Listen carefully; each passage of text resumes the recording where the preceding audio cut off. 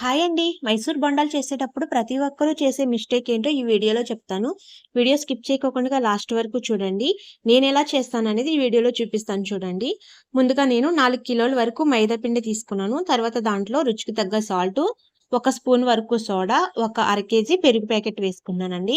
4 కిలోల మైదా పిండికి అర కేజీ పెరుగు ప్యాకెట్ వేసుకుంటే సరిపోతది. అందరూ చేసే మిస్టేక్ ఏంటంటే దీన్ని అందరూ కూడా చన్నీళ్ళతో కలిపేస్తారండి. చన్నీళ్ళు కాకుండా గోరువెచ్చని నీళ్ళతో కలుపుకుంటే గనక మైసూర్ బొండలు బాగా పొంగుతాయండి. చాలా బాగా వస్తాయి.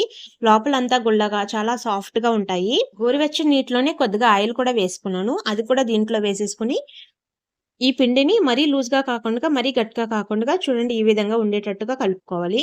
దీన్ని నైటే కలిపేసుకుంటాను. నైటే కలిపెట్టేసుకొని తర్వాత రోజు మార్నింగు బాగా బీట్ చేయాలండి. మీకు ఒకవేళ పిండి బాగా పులియలేదనుకుంటే కొంచెమంత సోడా వేసుకొని బాగా బీట్ చేసి అరగంట సేపు పక్కన పెట్టుకోవాలి.